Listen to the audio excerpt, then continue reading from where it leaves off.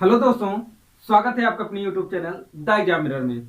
दोस्तों, class 11 physics का यह लेक्चर नंबर 3 है, जिसमें हम लोग बात करेंगे थर्मल एक्सपेंशन ऑफ लिक्विड अर्थात द्रव में प्रसार।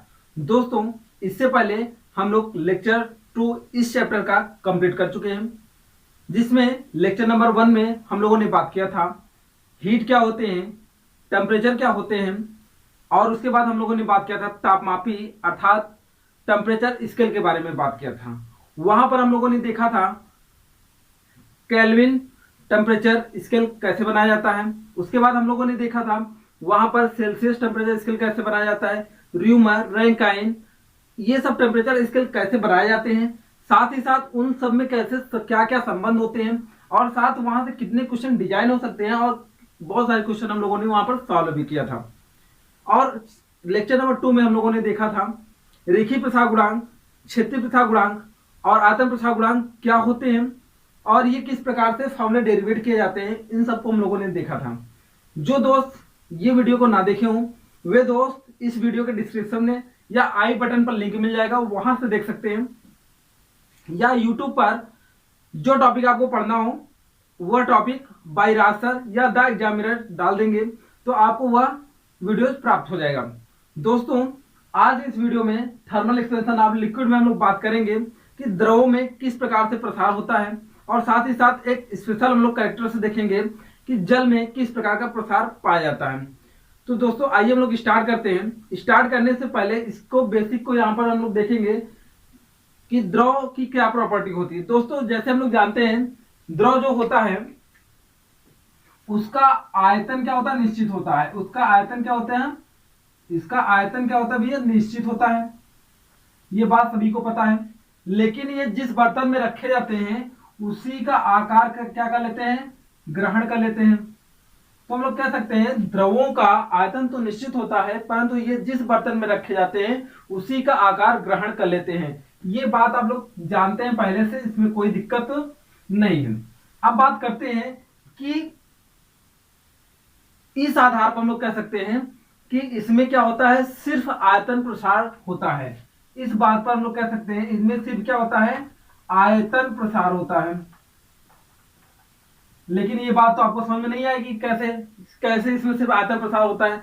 तो इस बात को समझने के लिए हम लोग थोड़ा प्रीवियस लेक्चर में बात करते हैं कि जहां पर हम लोगों ने देखा था कि थर्मल एक्सपेंशन ऑफ सॉलिड्स के बारे में बात किया था। यहाँ पर तो हम लोग लिक्विड के बारे में बात कर रहे हैं, वहां पर जो सॉलिड्स के बारे में हम लोगों ने बात किया था, तो वहां पर देखिए जैसे यहाँ पर एक लंबी एक छड़ थी, यह किसी सॉलिड मटेरियल किसी पदार्थ का बना था। वह पदार्थ धातु होगा, क्योंकि धातु ही उष्मा पाकर फैलते हैं। तो जब इनको हम लोग गर्म किए थे, इनकी लंबाई में क्या हो गया था, वृद्धि हो गया था। इनकी लंबाई में इतनी क्या हो गई, वृद्धि हो गई, डेल्टा एल। ये मान लेते हैं टोटल लंबाई एल रही होगी, तो डेल्टा टी टेम्परेचर वेरिएशन के कारण इनमें जो वृद्धि आई, डेल्टा टी आई, तो इसमें जो रेखीय प्रसार आया वो डेल्टा एल अपान एल इंटू डेल्टा टी। ये कुछ प्रकार इस प्रकार से फॉर्मूला हम लोगों ने प्राप्त किया था। अर्थात देखिए जब लंबाई बहुत ज्यादा है तो हम लोगों ने गर्म किया तो उसकी लंबाई में वृद्धि हुई, राइट।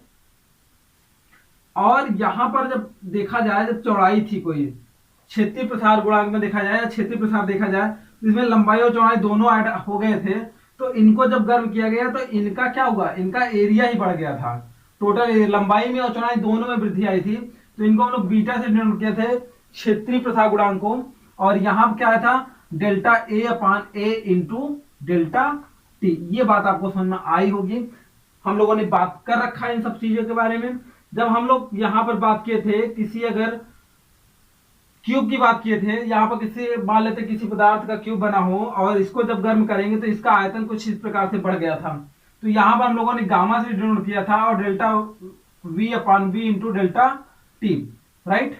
तो इस प्रकार से हम लोगों ने बहुत सारे फॉर्मूले प्राप्त किए थे। तो यहाँ पर देखिए ठोसों में रेखीय प्रसार, क्षेत्रीय प्रसार और आयतन तीनों प्रकार के प्रसार संभव हैं। जबकि अगर द्रव में देखा जाए तो द्रव में क्या है, आयतन और आकार। यहां देखिए आयतन निश्चित है, आयतन तो क्या है, निश्चित है। मतलब 1 लीटर लिक्विड होगा तो 1 ही लीटर रहेगा, 2 लीटर रहेगा 2 ही लीटर रहेगा। ये चाहे जिस बर्तन में रखेंगे, अगर 1 लीटर लिक्विड लिए हो तो 1 ही लीटर रहेगा, ठीक है। ये तो क्या हो गया, आयतन तो निश्चित हो गया। परंतु आकार की बात करें तो अगर जिस बर्तन में हम लोग डाल रहे हैं उसी का आकार क्या कर लेते हैं, ग्रहण कर लेते हैं। अर्थात हम लोग कह सकते हैं कि लंबाई कभी चौड़ाई में कन्वर्ट हो जा रही है, कभी चौड़ाई ऊंचाई में कन्वर्ट हो जा रही है। इनमें लंबाई चौड़ाई ऊंचाई आपस में कन्वर्ट होते रहते हैं, इसलिए इसमें सिर्फ हमको न तो इसमें लंबाई चौड़ाई ऊंचाई तीनों में देखने को मिलता है। अर्थात हम लोग कह सकते हैं कि इनमें सिर्फ क्या किस प्रकार का प्रसार पाया जाता है, आयतन प्रसार पाया जाता है। क्लियर। तो किसमें, द्रवों में सिर्फ क्वेश्चन पूछा जाता है द्रवों में किस प्रकार का प्रसार पाया जाता है, रेखीय प्रसार, क्षेत्रीय प्रसार, आयतन प्रसार या रेखीय क्षेत्रीय आयतन, तीनों प्रकार के प्रसार पाए जाते हैं। तो आपको ऑप्शन क्या लगाना होगा, सिर्फ आयतन प्रसार पाया जाता है। क्लियर। ये बात आपको क्लियर हो गई होगी कि आयतन प्रसार क्यों पाया जाता है। तो देखिए ये हम लोग हेडिंग बनाएंगे, थर्मल एक्सपेंशन ऑफ लिक्विड या द्रवों में प्रसार। उसमें लिखेंगे द्रवों का आयतन तो निश्चित होता है परंतु आकार अनिश्चित होने के कारण ये जिस बर्तन में रखे जाते हैं उसी का आकार ग्रहण कर लेते हैं, इसलिए द्रवों में केवल आयतन प्रसार पाया जाता है। ठीक है। अब आगे हम लोग बात करेंगे एक स्पेशल बात इसमें, जिसे नोट पॉइंट में आप लोग लिखेंगे। नोट पॉइंट में देखिए द्रवों का जो आयतन प्रसार गुणांक होता है, द्रवों का आयतन प्रसार गुणांक जो होता है वह ठोसों की अपेक्षा क्या होता है, अधिक होता है। तो हम लोग कह सकते हैं ठोसों से ठोसों का आयतन प्रसार गुणांक, आयतन प्रसार गुणांक क्या होता है, द्रवों का अधिक होता है। क्लियर। तो इसे आप लोग नोट पॉइंट में क्या लिखेंगे, द्रवों का आयतन प्रसार गुणांक ठोसों के आयतन प्रसार गुणांक की अपेक्षा क्या होता है, अधिक होता है। क्यों होता है इस बात को भी जानते हैं। देखिए अगर हम लोग समान मात्रा में, यहां पर उतनी मात्रा में हम लोग क्या ले लें, लिक्विड ले लें, और यहां पर उतनी मात्रा में हम लोग क्या ले लें, कोई ठोस पदार्थ ले लें, दोनों को समान टेम्परेचर पर, डेल्टा टी टेम्परेचर पर इसको भी, डेल्टा टी टेम्परेचर पर इसको भी गर्म किया जाए, तो पहले गर्म करने से पहले अगर देखा जाए तो इनके पार्टिकल की काइनेटिक एनर्जी कितनी रही होगी और इनके पार्टिकल की काइनेटिक एनर्जी कितनी रही होगी। तो आप स्वाभाविक सी बात कहोगे सर इनके ठोसों के पार्टिकल की काइनेटिक एनर्जी कम रही होगी और जबकि द्रवों के पार्टिकल की काइनेटिक एनर्जी क्या रही होगी, ज्यादा रहेगी। सिंपल सी बात है। और जैसे ही मान लेते 5 डिग्री सेंटीग्रेड इनको गर्म किया गया, 5 डिग्री सेंटीग्रेड इनको गर्म किया गया, तो इनकी तो काइनेटिक एनर्जी पहले से भी ज्यादा है। जैसे ही गर्म करेंगे, गर्म करने पे काइनेटिक एनर्जी क्या होती है, और बढ़ती है। जैसे ही और बढ़ेगा तो इनका एक्सपेंशन क्या हो जाएगा, ज्यादा हो जाएगा। इनका एक्सपेंशन, इनका भी मतलब इनका भी प्रसार बढ़ेगा, लेकिन क्या होगा, इनकी अपेक्षा कम बढ़ेगा। तो यही बात यहां पर लिखा हुआ है, द्रवों का आयतन प्रसार गुणांक ठोसों के आयतन प्रसार गुणांक से क्या होता है, ज्यादा होता है। क्लियर। तो दोस्तों यहां से एक बात हम लोगों को निकल कर सामने ये आती है कि द्रव भी ठोसों की तरह उष्मा पाकर क्या करते हैं, फैलते हैं, अर्थात ताप वृद्धि करने पर क्या होते हैं, फैलते हैं। क्लियर। क्लियर। ये बात बिल्कुल एकदम डन। अब यहां पर बात करते हैं कि चलो इस बात को पहले हम लोग लिखते हैं, द्रव भी उष्मा पाकर प्रसार करते हैं। ठीक है। अर्थात हम लोग उष्मा देंगे तो द्रवों में क्या होगा, प्रसार आएगा। क्लियर। ये बात समझिए। लेकिन अब यहां पर एक क्या होता है कि जल की अगर प्रॉपर्टीज के अकॉर्डिंग देखा जाए तो देखिए यहां पर हम लोग जल को छोड़ करके सारी बातें की है कि कोई भी द्रव होगा, पेट्रोल होगा, डीजल होगा, ठीक है, ये सब सारी बातें, और अलग प्रकार के जो भी द्रव आएंगे आपके सामने, तो सभी को हम लोग जब उष्मा देंगे तो उनमें एक्सपेंशन आएगा। सिंपल सी बात है। लेकिन अगर हम लोग स्पेशली द्रव के बारे में बात करें तो द्रव का असंगत प्रसार पाया जाता है। तो एक मेन हेडिंग हम लोग इसमें बनाएंगे, द्रवों का असंगत प्रसार। किसका, द्रवों का हम लोग नहीं बात करेंगे, यहां पर जल का असंगत प्रसार। क्या हेडिंग बनाएंगे, जल का असंगत प्रसार। काफी इंपॉर्टेंट है, कई बार एग्जामों में पूछा जाता है और कई जगह कॉम्पिटिटिव एग्जाम में भी पूछा जाता है। तो यहां पर एक क्या बोलेंगे, एनामुलस एक्सपेंशन ऑफ वाटर। ओके। तो इसे आप स्टार पॉइंट में करके लिखेंगे यहां पर जल का असंगत प्रसार, ये काफी इंपॉर्टेंट पॉइंट है, इसे बिल्कुल याद रखेंगे। दोस्तों देखिए, जल का असंगत प्रसार अगर देखा जाए तो किस कारण से होता है, तो जल के आणविक संरचना के कारण। किसके कारण? जल के आणविक संरचना के कारण। देखिए किस प्रकार से जल के आणविक संरचना के कारण होता है। अगर जल का जो फॉर्मूला देखा जाए, जल जो होता है वाटर, हमारा वाटर जो होता है, इसका फॉर्मूला क्या बनता है? H2O। क्या होता है? H2O, अर्थात ऑक्सीजन के साथ हाइड्रोजन के कितने अणु लगे हुए हैं? 2 अणु लगे हुए हैं। इनका जब हम लोग सामान्य फॉर्मूला अगर बनाते हैं तो यहाँ पर ऑक्सीजन का लेते हैं, इसके साथ हाइड्रोजन और इसके साथ हाइड्रोजन। जब लेकिन इसका इलेक्ट्रॉनिक विन्यास के अकॉर्डिंग बनाते हैं तो यहाँ पर देखिए हाइड्रोजन के बाहरी कोश में कितने इलेक्ट्रॉन होते हैं? 6 इलेक्ट्रॉन होते हैं। तो यहाँ पर हम लोग 6 इलेक्ट्रॉन को दिखाएंगे। देखिए 1 इलेक्ट्रॉन यहाँ, 1 इलेक्ट्रॉन यहाँ पर दिखा देते हैं। उसके बाद यहाँ पर देखिए हाइड्रोजन अपना एक इलेक्ट्रॉन इसके साथ रखेगा, हाइड्रोजन भी एक इलेक्ट्रॉन इसके साथ यहाँ पर रखेगा। तो और बाकी अभी 4 इलेक्ट्रॉन है। देखिए 2 और 2 4, कितने टोटल हो गए? 6। और यहाँ पर ये इलेक्ट्रॉन इसके साथ साझा कर लेगा, ये इलेक्ट्रॉन इसके साथ साझा कर लेगा। इसका स्थायी अष्टक क्या हो जाएगा? पूरा हो जाएगा। इसका भी देखो 2 2 4 4 4 8, इसका भी स्थायी अष्टक पूरा है। तो इस प्रकार से एक अणु का स्ट्रक्चर रहा। लेकिन ये जो है ना, ये पार्टिकल जो है, ये इलेक्ट्रॉन, ये क्या बनाते हैं? लोन पेयर बनाते हैं। क्या बनाते हैं? लोन पेयर बनाते हैं, जिससे इनके बीच ऑक्सीजन और ये हाइड्रोजन और ये हाइड्रोजन के बीच में ये कोण पाया जाता है। ये कोण कितना पाया जाता है? 104.5 डिग्री। ये लगभग अप्रोक्सीमेट है, एक्यूरेट नहीं है। 104.5 डिग्री पाया जाता है। किसके कारण से? यहाँ पर लोन पेयर उपस्थित होने के कारण, लोन पेयर उपस्थित होने के कारण इनके कोणों का झुकाव क्या हो जाता है? थोड़ा सा कम हो जाता है। ये बिल्कुल 180 जैसे हम लोग नॉर्मल दिखा देते हैं ये फॉर्मूला होता है, तो ऐसा नहीं होता है। यहाँ पर कुछ इस प्रकार से 105 डिग्री, 104.5 डिग्री कोण पाया जाता है इनके बीच में, ठीक है, हाइड्रोजन और हाइड्रोजन बॉन्ड के बीच में। जैसा कि आप एक वीडियो क्लिप के माध्यम से भी देख सकते हैं। यहाँ पर एक हाइड्रोजन, यहाँ पर एक ऑक्सीजन परमाणु आया, इसके साथ साथ 2 हाइड्रोजन परमाणु इसके साथ आकर जब जुड़ते हैं तो देखिए ऊपर जो लोन पेयर बचे हुए हैं, ये लोन पेयर क्या करते हैं? इन बॉन्ड पर प्रेशर लगाते हैं, जिनका इनका शेप क्या हो जाता है? वी आकार का हो जाता है। कि जैसा कि आप वीडियो क्लिप के माध्यम से दोस्तों समझे होंगे कि यहाँ पर इनके बीच में किस प्रकार से ये आकृति आती है। तो हम लोग कह सकते हैं कि सामान्यतः जल के जो अणुओं की आकृति होती है वो किस शेप की होती है? वी शेप की, वी शेप, वी आकृति होती है। और इसी के कारण इनमें क्या होता है? एनामुलस एक्सटेंशन देखने को, अर्थात असंगत प्रसार देखने को हमको मिलता है। अब हम लोग बात करेंगे ये असंगत प्रसार ऐसा देखने को किस कारण से मिलता है। तो यही सब सारी बातें करते हैं, आइए। तो दोस्तों देखिए यहाँ पर अगर बात किया जाए इस वी शेप के कारण, जो जल का वी शेप आ रहा है, हम लोगों ने देखा वी शेप का होता है। जल का जो एक अणु का स्ट्रक्चर होता है वो कैसा होता है? वी शेप का होता है। अब इस वी शेप के कारण जब जल को ठंडा किया जाता है या गर्म किया जाता है तो उनमें कुछ परिवर्तन आते हैं। देखिए कैसे हम लोग देखते हैं, इसको ठंडा करने पर देखा गया कि 4 डिग्री सेंटीग्रेड से अगर अधिक पर टेम्परेचर होता है, मतलब 4 से अधिक पर, जैसे 5 6 7 होता है, तो इसका जो है आयतन अधिक होता है। आयतन क्या होता है? अधिक होता है, आयतन बढ़ता है, आयतन बढ़ता है। हम लोग कह सकते हैं 4 डिग्री सेंटीग्रेड से जब टेम्परेचर हम लोग बढ़ाते हैं तो आयतन बढ़ता है। और ध्यान दीजिएगा जब 4 डिग्री सेंटीग्रेड से कम करते हैं तब भी क्या होता है? आयतन तब भी बढ़ता है, आयतन तब भी क्या होता है? बढ़ता है। 4 डिग्री सेंटीग्रेड से अधिक पर आयतन बढ़ रहा है, 4 डिग्री सेंटीग्रेड से जब कम कर रहे हैं तब भी आयतन बढ़ रहा है। इसका मतलब एग्जैक्ट 4 डिग्री सेंटीग्रेड पर ये क्या होता है? आयतन सबसे कम होता है। आयतन क्या होता है? आयतन सबसे कम होता है। जब 4 डिग्री सेंटीग्रेड पर आयतन सबसे कम होगा तो इसका मतलब हम लोग एक बात कर पाएंगे यहां पर, एक देखिए फॉर्मूला हम लोग जानते हैं, घनत्व बराबर क्या होता है दोस्तों? घनत्व बराबर द्रव्यमान बटा आयतन। घनत्व बराबर द्रव्यमान बटा क्या होता है?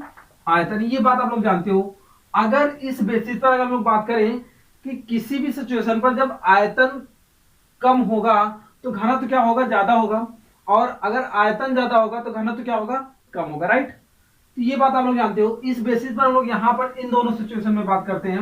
इन दोनों सिचुएशन में देखिए जब जल का जो है आयतन, जब जल का टेम्परेचर कितना 4 डिग्री सेंटीग्रेड से कम रहेगा या अधिक रहेगा, या अधिक या कम पर इन दोनों केसेस में आयतन क्या होंगे, ज्यादा होंगे, तो घनत्व क्या आएगा उस समय, कम आएगा। और एग्जैक्ट अगर 4 डिग्री सेंटीग्रेड पर बात किया जाए तो उस केसेस में यहां पर आयतन सबसे कम और घनत्व सबसे अधिक होता है। क्लियर? तो इसी बेसिस पर हम लोग दो प्रकार के ग्राफ यहां पर देखते हैं, उन ग्राफ से क्लियर कर देंगे कि इनमें किस प्रकार का एक्सटेंशन पाया जाता है। हालांकि एक्सटेंशन आपको यहीं पर देखने को मिल जाता है कि 4 डिग्री सेंटीग्रेड से अधिक पर, 4 डिग्री सेंटीग्रेड से कम पर, दोनों पर आयतन क्या हो रहा है, बढ़ रहा है। जबकि हम लोग ये जानते हैं कि जब टेम्परेचर बढ़ाया जाता है तो उसका आयतन प्रसार क्या होता है, बढ़ता है, और जब टेम्परेचर को कम करते हैं तो आयतन प्रसार क्या होता है, घटता है। लेकिन यहाँ पर देखिए टेम्परेचर बढ़ाने पर क्या हो रहा है, टेम्परेचर बढ़ाने पर यहाँ पर 4 डिग्री सेंटीग्रेड टेम्परेचर जैसे बढ़ा रहे हैं तो आयतन तो बढ़ ही रहा है, लेकिन जब टेम्परेचर कम कर रहे हैं तब भी आयतन क्या हो रहा है, बढ़ रहा है। तो इसी प्रकार का असंगत प्रसार यहाँ पर देखने को मिलता है। तो यही क्या जल का असंगत प्रसार है। ये किस कारण से आ रहा है, इसी कारण को हम लोग जान लेते हैं। यहाँ पर पहला नंबर तो कारण क्या रहा कि जल का वी शेप का होना, वी आकृति का, जो जल के एक अणु का आकृति है वो किस प्रकार का है, वो वी शेप का है। अब देखिए 4 डिग्री सेंटीग्रेड पर आयतन सबसे क्या होता है, कम होता है। इसी चीज को हम लोग यहाँ पर ग्राफ के माध्यम से देखते हैं।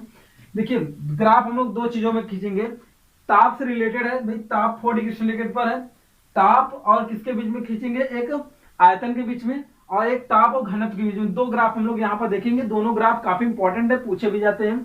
तो देखिए पहला ग्राफ हम लोग जो देखते हैं,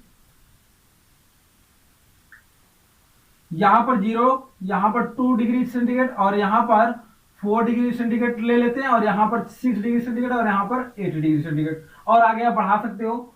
इस साइड में ये टेम्परेचर हो गया, और इस साइड में यहां पर हम लोग देख लेते हैं इधर आयतन, इधर क्या देख लेते हैं आयतन। यहां पर ऐसे कुछ क्वांटिटी हम लोग दिखा देते हैं, ऐसा कुछ रहा होगा, ठीक है।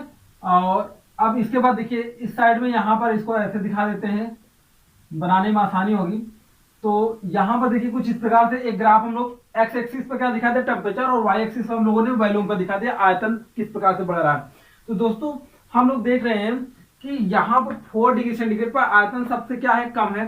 तो 4 डिग्री सेंटीग्रेड पर आयतन क्या है भाई, यहाँ पर इस टेम्परेचर, यहाँ पर देखा जाए शून्य तो नहीं होता, नहीं तो शून्य अगर यहाँ मिल जाता है, शून्य नहीं होता, कुछ ना कुछ आयतन होता है लेकिन कम होता है। तो इसीलिए ये पॉइंट हम लोगों ने यहाँ मार्क कर रखा है। तो देखिए 4 डिग्री सेंटीग्रेड पर आयतन ऐसे धीरे धीरे देखो 0 डिग्री सेंटीग्रेड था तब भी अर्थात हम लोग 4 डिग्री सेंटीग्रेड से जब कम करेंगे तब भी आयतन क्या रहा होगा, ज्यादा रहा होगा। अब जैसे जैसे हम लोग क्या कर रहे हैं 4 डिग्री सेंटीग्रेड पर बढ़ रहे हैं तो आयतन धीरे धीरे कम हो रहा है। 4 डिग्री सेंटीग्रेड पर सबसे कम होने के बाद जब इसका तापमान 4 डिग्री सेंटीग्रेड से बढ़ाया जाता है तो ये क्या होने लगता है, और बढ़ने लगता है। तो इसका कुछ ग्राफ इस प्रकार से प्राप्त होता है, इसका ग्राफ कुछ इस प्रकार से प्राप्त होता है। क्लियर? तो ये किसके बीच में रहा, आयतन और ताप के बीच में ग्राफ रहा, आयतन ताप ग्राफ, राइट। अब इसके बाद हम लोग बात करेंगे घनत्व और ताप के बीच में ग्राफ खींचेंगे। तो ये काफी इंपॉर्टेंट है, आपसे एग्जाम में पूछा भी जाता है। यहाँ पर 0 डिग्री सेंटीग्रेड, 0 डिग्री सेंटीग्रेड, यहाँ पर 2 डिग्री सेंटीग्रेड, और यहाँ पर बात करेंगे 4 डिग्री सेंटीग्रेड, 6 डिग्री सेंटीग्रेड, और यहाँ पर बात करेंगे 8 डिग्री सेंटीग्रेड, राइट। और यहाँ पर देखिएगा, यहाँ पर हम लोग बात कर लेते हैं।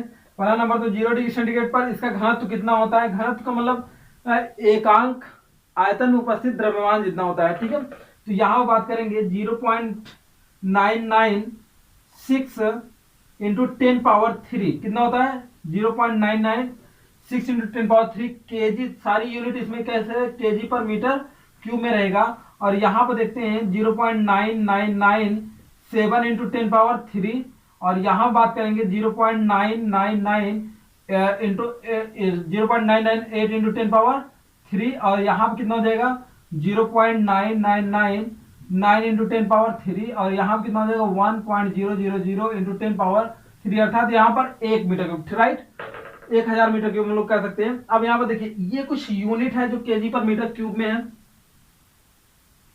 हम लोग यहाँ पर एक बात डिस्कस कर पाए थे कि 4 डिग्री सेंटीग्रेड पर देखा जाए तो आयतन क्या होगा, सबसे अधिक होगा, लेकिन जब घनत्व 4 डिग्री सेंटीग्रेड पर देखा जाए तो घनत्व क्या होगा, सबसे अधिक होगा।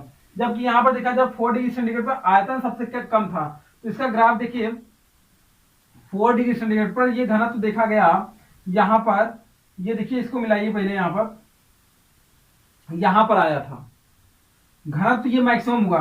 तो इसका ग्राफ देखिए जब हम लोग 0 डिग्री सेंटीग्रेड पर खींचते हैं तो लगभग 0.098 से 0.099 के बीच में मिलता है। तो ये ग्राफ कुछ इस प्रकार से देखिए, इसका घनत्व धीरे धीरे क्या हो रहा है, बढ़ रहा है, फिर बढ़ने के बाद ये फिर टेम्परेचर इससे बढ़ाते हैं तो घटने लगता है। तो कुछ इस प्रकार से इसका ग्राफ हमको देखने को मिलता है। क्लियर। तो ये क्या हो गया कि देख रहे हैं कि 4 डिग्री सेंटीग्रेड पर आयतन क्या हो रहा है, सबसे कम, और उसी 4 डिग्री सेंटीग्रेड पर घनत्व क्या हो रहा है, सबसे अधिक प्राप्त हो रहा है। तो इस चीज का आगे चल करके हम लोगों ने बहुत सारे यूजेज, इसके सारे बहुत सारे उपयोग हम लोगों ने सीखे और किए भी। देखिए इसका सबसे बड़ा उपयोग तो यही है, आर्किमिडीज के अकॉर्डिंग देखा जाए, जो उत्प्लवन का सिद्धांत उन्होंने दिया था, उस उत्प्लवन के सिद्धांत में बताया था कि यदि कोई द्रव जो यदि कोई वस्तु किसी द्रव में तैरती है, जैसे यहाँ पर मैं बात करूं कि यहाँ पर मान लीजिए ये कोई लिक्विड भरा हुआ है, यहाँ पर ये क्या है, कोई लिक्विड भरा हुआ है। इस लिक्विड में अगर कोई वस्तु यहाँ पर तैर रही है तो तैरने का सिर्फ एक ही कारण है कि यहाँ पर ये जो लिक्विड भरा हुआ है, इस लिक्विड की जो घनत्व है और इसका जो घनत्व है, इसका घनत्व अधिक रहा होगा और इसका घनत्व क्या रहा होगा, कम रहा होगा। अर्थात तैरने वाले पदार्थ का घनत्व क्या रहा होगा, कम रहा होगा, इसलिए वो क्या हो रही है, उस पर तैर रही है। अगर इसका घनत्व क्या होता है, ज्यादा होता है, तो वो क्या हो जाएगा, उसमें डूब जाएगा। क्लियर। तो अब देखिए इसकी सबसे बड़ी खूबसूरत बात यह है, सबसे बड़ी खूबी यह है कि 4 डिग्री सेंटीग्रेड पर अगर देखा जाए, कितनी डिग्री सेंटीग्रेड पर देखा जाए, 4 डिग्री सेंटीग्रेड पर देखा जाए, यहां पर ये बात बिल्कुल एकदम केयरफुली समझेंगे। ये देखिए यहां पर हम लोगों ने वाटर फिल कर लिया, यहां पर क्या है, वाटर हम लोगों ने फिल किया। अब इस वाटर पर हम लोग क्या कर रहे हैं, ध्यान से देखिएगा, एक बर्फ का टुकड़ा डाल दिए, ये क्या है, आइस है, ठीक है, ये हमने बर्फ का एक टुकड़ा डाल दिया। अब इस बर्फ का के टुकड़े का जो टेम्परेचर होगा वो ध्यान दीजिएगा कितना होगा, 4 डिग्री सेंटीग्रेड से कम होगा। जब 4 डिग्री सेंटीग्रेड से कम होगा तो इसका आयतन क्या होगा, ज्यादा होगा। आयतन ज्यादा होगा तो घनत्व क्या हो जाएगा, जल के घनत्व से क्या हो जाएगा, कम हो जाएगा। क्लियर। जल के घनत्व से कम होगा, जब जल के, अब देखो घनत्व कम हो गया तो इसमें क्या करेगा, तैरेगा, जबकि पदार्थ उसी का बना हुआ है। इसीलिए घनत्व कम होने के कारण बर्फ क्या होने लगता है कि द्रव में ही तैरने लगता है। ये बात आपको क्लियर हो गई होगी कि इसीलिए देखते हैं कि जल में क्या तैरने लगता है, बर्फ तैरने लगता है। ये इसके एक यूजेज है। और सबसे बड़ा यूज क्या होता है कि यहाँ पर, अब इसके हम लोग बहुत सारे एग्जाम्पल देख लेते हैं। तो दोस्त देखिए इसका पहला एग्जाम्पल यही है कि ठंडे प्रदेश में झील या तालाब जब जम जाते हैं, ठंडे प्रदेश में एग्जाम्पल आप लिखेंगे, ठंडे प्रदेश में झील या तालाब क्या हो जाते हैं, जम जाने पर भी मछलियां क्या होती हैं, फिश यानी मछलियां जीवित रहती हैं। क्या रहती हैं, जीवित रहती हैं। एक बात ये एकदम नोट करेंगे, ठंडे प्रदेश में झील या तालाब जम जाने पर भी मछलियां क्या रहती है, जीवित रहती है। इसका देखिए एग्जांपल किस प्रकार से जीवित रहती है। आपके दिमाग में पहले यही चलेगा कि पानी क्या हो जाएगा, उसका जो जल होगा वो बिल्कुल ठंडा हो जाएगा, जम जाएगा, बर्फ हो जाएगा और इस कारण से मछलियां भी क्या हो जाएंगी, मर जाएंगी। ऐसा नहीं होता है। देखिए ये कोई झील है, मान लेते हैं तालाब है, यहां पर इसमें क्या भरा हुआ है, पानी भरा हुआ है, बिल्कुल ऐसे पानी भरा हुआ है। अब टेम्परेचर लो हो रहा है तो इसको हम लोग थोड़ा सा देखते हैं टेम्परेचर। जैसे अगर ये ऊपर की सतह जब ये ठंडी होगी, ऊपर वाली सतह जब ठंडी होगी तो इसके पार्टिकल क्या होंगे, इनकी डेंसिटी बढ़ जाएगी। और अभी नीचे की सतह धीरे धीरे क्या हो जाएगी, ये नीचे की सतह ठंडी होती रहेगी, नीचे की सतह बिल्कुल ठंडी होती रहेगी। ऊपर नीचे के जो पार्टिकल हैं ये ऊपर ट्रांसफर होते रहेंगे, यहाँ जाते रहेंगे। और एक समय ऐसा आएगा कि ऊपर की सतह का लेयर कितने डिग्री सेंटीग्रेड पर आ जाएगा, 4 डिग्री सेंटीग्रेड पर आ जाएगा। और नीचे की सतह का भी टेम्परेचर कितना रहेगा, 4 डिग्री सेंटीग्रेड रहेगा। क्लियर। अब जैसे ही 4 डिग्री सेंटीग्रेड से टेम्परेचर क्या होगा, ज्यादा होगा। आई मीन 4 डिग्री सेंटीग्रेड से कहने का आता है हमारा, यहाँ पर अब जैसे 3 होगा, 2 होगा, 1 होगा, 0 होगा। तो अब देखिए जैसे ही इतना होगा तो 3 होने पर, 2 होने पर, 1 होने पर ये इनका आयतन क्या हो जाएगा, बढ़ जाएगा। इनका आयतन क्या हो जाएगा, बढ़ जाएगा, घनत्व क्या हो जाएगा, कम हो जाएगा। जब घनत्व कम हो जाएगा तो इस केस में यहां पर ये पार्टिकल अब नीचे नहीं मूव कर पाएंगे, ऊपर ही जमना स्टार्ट हो जाएगा। अब धीरे धीरे ये लेयर क्या हो जाती है, जम जाती है, 0 डिग्री सेंटीग्रेड, -1 2 3। लेकिन नीचे अब क्या होते हैं, अब भी 4 डिग्री सेंटीग्रेड का वाटर बचा रहता है। कितने डिग्री सेंटीग्रेड, 4 डिग्री सेंटीग्रेड का वाटर बचा रहता है। कारण क्या है ऐसा, क्योंकि ऊपर के डायरेक्शन में जब ये बर्फ से बिल्कुल ढक जाता है, बर्फ से बिल्कुल ढक जाता है, तो ये बर्फ की लेयर क्या करती है, ये उष्मा का कुचालक है। ये उष्मा का क्या है, उष्मा का कुचालक है। अर्थात हम लोग कह सकते हैं कि जो नीचे यहाँ पर 4 डिग्री सेंटीग्रेड के कारण कुछ न कुछ इसमें उष्मा रही होगी, वह उष्मा बाहर नहीं जा पाएगी। इसके कारण यहाँ नीचे का जो जल होता है वो ऑलवेज कितने डिग्री पर बना रहता है, 4 डिग्री सेंटीग्रेड पर बना रहता है। वो भी लिक्विड फॉर्म में रहता है, वो भी ठोस नहीं होता, बर्फ नहीं वो बनता है। क्योंकि बर्फ बनेगा तो वो किस में जाएगा, 0 पर जाएगा। इसलिए यहाँ पर 4 डिग्री सेंटीग्रेड पर सदियों के क्या बचा रहता है, जल बचा रहता है, जिसके कारण यहाँ पर मछलियां क्या रहती है, जीवित रहती है। क्लियर, यहाँ पर मछलियां क्या रहती है, मछलियां जीवित रहती हैं। क्लियर, ये बात एक एग्जांपल हम लोगों ने देखा, ठंडे प्रदेश में झील या तालाब जम जाने पर भी मछलियां जीवित क्यों रहती हैं, क्योंकि वहां पर अंदर कितना रहता है, 4 डिग्री सेंटीग्रेड का जल बना रहता है। ओके, अब यहाँ पर हम लोग देखते हैं ठंडे प्रदेश में मछलियां लोग, अगर यहाँ मछलियां रहती हैं तो ठंडे प्रदेश में मछलियां लोग किस प्रकार से शिकार करते हैं, मछलियां किस प्रकार से पकड़ते हैं। तो देखिए आप एक वीडियो क्लिप के माध्यम से देख सकते हैं यहाँ पर कि ठंडे प्रदेश में लोग जब आते हैं तो ठंडे प्रदेश, जैसे देखिए यहाँ पर झील वही होगी, झील जब अधिक ठंड के कारण ये झील क्या हो गई, जम गई। अब जमने पर यहाँ पर देखिए किस प्रकार से इसको यहाँ पर इसको तोड़ते हैं, तो नीचे देखिए यहाँ पर जल दिखता है। इस जल में हम लोग क्या करते हैं, मछली पकड़ने के लिए कटिया लगाते हैं, और इस कटिये में कोई मछली या कोई कीट पतंग हम लोग डाल देते हैं, जिससे अब ये अंदर तो मछलियां कुछ पाती नहीं खाने को।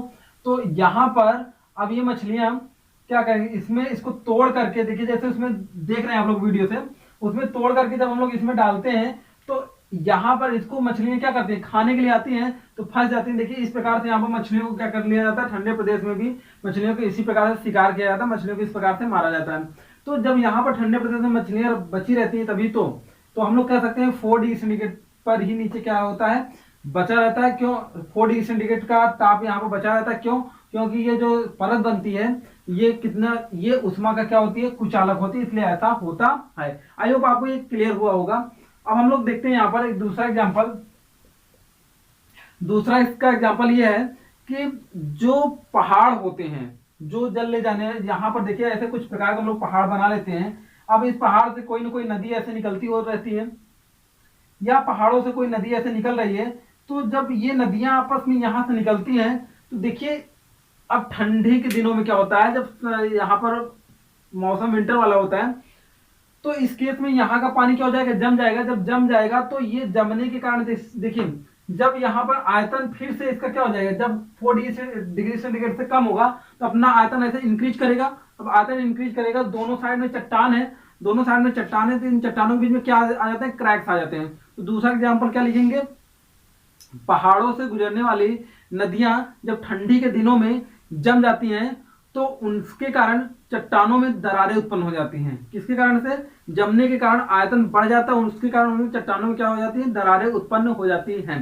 जैसा कि आप एक इमेज के माध्यम से भी देख सकते हैं कि यहाँ पर एक नदी थी, इस नदी में क्या हुआ कि ठंडे पड़ने के कारण ये क्या हो जाती है, जम जाती है। इस जमने के कारण इसमें क्या उत्पन्न हो गई, देख रहे हैं दरारें उत्पन्न हो गई हैं। क्लियर। अब हम लोग बात करते हैं कि जल ले जाने वाली पाइपें जो होती हैं, जहां पर देखिए जो जल सप्लाई किया जाता है, पाइपें जो जहां से हम लोग पानी प्राप्त करते हैं, नल सप्लाई जो होता है।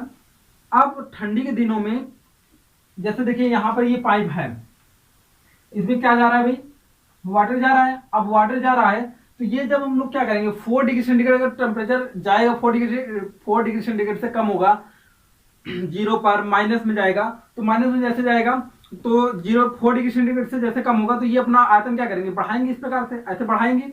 जब बढ़ाएंगे तो ये तो इसको क्या करेंगे, इस पर प्रेशर लगाएगा, ऐसे ऊपर की तरफ, ये नीचे की तरफ प्रेशर, चारों दिशाओं में प्रेशर लगाएगा। और इसके कारण अब ये किसी मेटल का बना होगा प्लास्टिक का बना होगा, किसी का भी बना हो सकता है। अब इसके कारण यहाँ पर क्या होगा, धातुएं ठंड पाकर क्या करती है, सिकुड़ती हैं, जैसा कि हम लोगों ने यहाँ पर देखा था। अब एक क्या हो रहा है, श्रिंक कर रहा है, सिकुड़ रहा है, एक क्या हो रहा है, इसको ठेल रहा है, ऐसे उसका आयतन बढ़ रहा है। इसी कारण इसमें क्या देखने को मिल जाए, क्रैक्स जगह जगह देखने को मिल जाते हैं, जिसके कारण ये लीकेज हो जाते हैं, पानी बाहर निकलने की कोशिश करता है, लेकिन ठंड होने के कारण जमाव के कारण पानी बाहर नहीं निकल पाता है। इसी कारण से कहा जाता है कि जब फ्रिज वगैरह में बॉटल की पानी की बोतल जब रखी जाती है तो उसमें थोड़ा सा खाली जगह छोड़ दिया जाए, नहीं तो वो जब जमने के कारण बॉटल फट सकती है, बॉटल में क्रैक्स आ सकते हैं, राइट। तो ये एग्जांपल हो गया। और देखिए ठंडी के दिनों में जल ले जाने वाली नलियां जो होती हैं, जल ले जाने वाली जो वेंस होती है, नली जो होती है वो भी फट जाती है। जैसे देखिए इसका बेस्ट एग्जांपल आप लोग देखे होंगे, आलू के खेत में जब पाले लग जाते हैं। यहाँ पर देखिए मैं आपको एक दिखाता हूं।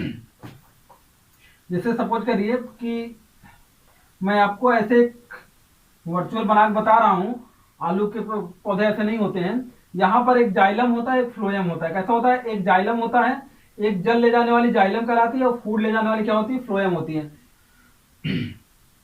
तो यहाँ पर जल ले जाने वाली नली के बारे में हम लोग बात कर रहे हैं। ये जो जल ले जाने वाली नली होती है, ये 4 डिग्री सेंटीग्रेड से कम तापमान होता है।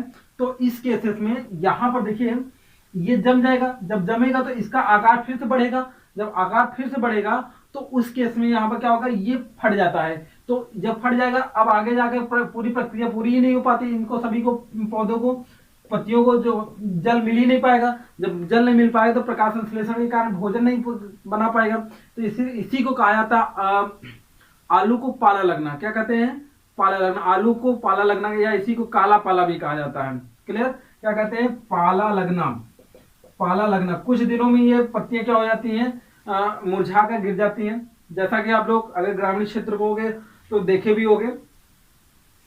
और अगर यही प्रक्रिया बहुत दिनों तक, ज्यादा ठंडी के दिनों में रह जाती है, तो देखिए वहां पर बड़े बड़े पेड़ पौधों में तो ऐसा बहुत कम देखने को मिलता है, लेकिन प्रकाश संश्लेषण के कारण उसकी क्रिया रुक जाती है, तो पेड़ पौधों की पत्तियां भी झड़ जाती हैं, क्योंकि भोजन कई दिनों तक देखिए भोजन जो होता है प्रकाश संश्लेषण की क्रिया द्वारा ही बनता है।